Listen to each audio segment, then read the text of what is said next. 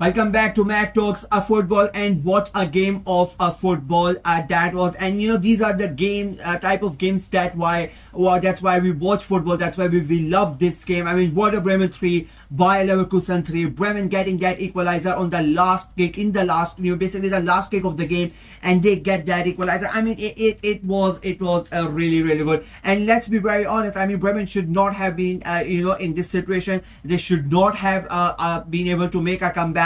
But as I said, this is football. You cannot really predict anything in this case. So let's go ahead and talk about this game.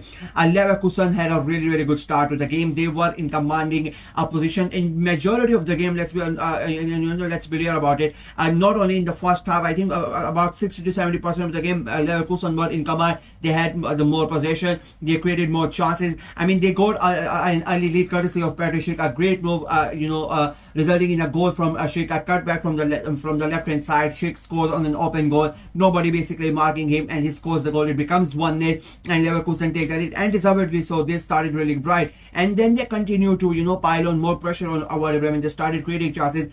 Bremen, to their part, they wanted to come out of the half. They tried to a couple of times to attack Leverkusen, but Leverkusen, as I said, they were playing really good football at that time. They they make sure that they are never really under pressure from Bremen, and basically Bremen were trying to continuously hit them on the counter attack, but they were not really able. They were not being successful in that. And Bremen, then they go ahead and they score that second goal, a beautiful flick, and it ends up being the second goal, and it becomes 2-0. And at that point of time, it looked really bad for Bremen. I really did not think they were going to make a comeback, but then of course Leverkusen, they go ahead and they give them Bremen a lifeline, and they give away a stupid penalty. I mean, there was no need for that challenge. They give the penalty, and Bremen come back and they score that goal. It becomes a 2-1, and that just before the end of the first half. So that was a very important phase of the game where they scored the goal.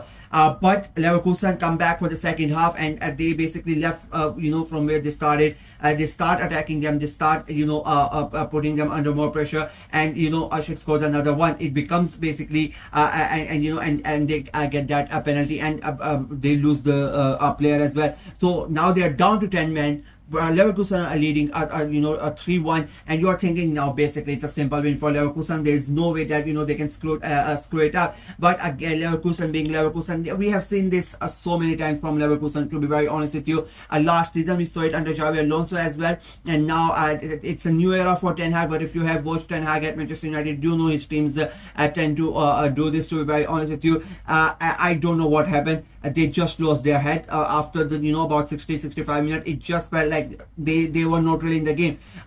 Credit to Bremen, the fans were ready for it. They got behind the team, and the players responded. That second, I don't know what the goalkeeper was doing for the second Bremen goal. Why are you out of your line so far ahead? It's not like you're chasing the game. You're fucking 3-1 up. Let's be very honest. If I'm a Leverkusen fan, I would be pissed about that goalkeeper. I mean, why are you so far ahead? And it's not like he's outside of his box. He's barely, literally on the halfway line. What are you doing?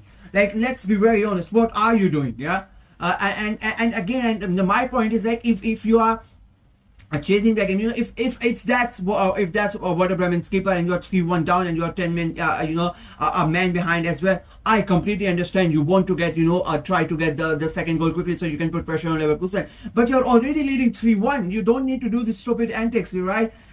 Goes far ahead, loses the ball, and there's an open net for Schmidt, and he passes the ball, literally rolls through in front of him, and it becomes a 3-2. And now then Leverkusen started getting the pressure. Fans started getting behind, their team, and then Bremen, piled under pressure. And even though they were a man down, they kept on going. And as I said, last minute of the game, and there were basically 3 chances in about 15 seconds. A header comes in, the goalkeeper saves the ball, comes behind. Another header comes in, hits the crossbar, comes back, and finally the ball goes. And I mean, it was spectacular.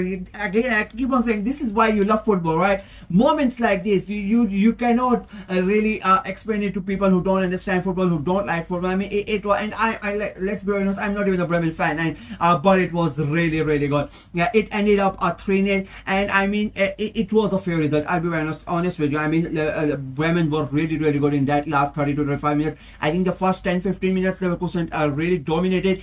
Bremen came back. That's why they were able to get that goal as well. But I think on the whole, Leverkusen dominated more. But with Bremen being a man down, but they still played really, really good. I think it was a really entertaining game, and in my opinion, it was a fair result. Questions would be asked. I mean, even though it's match day 2, questions need to be asked about Erik ten Hag. I'm not gonna start directly attacking, but I would question the mentality of the players. How can you let this lead slip? Let's be honest. And you have a man advantage as well.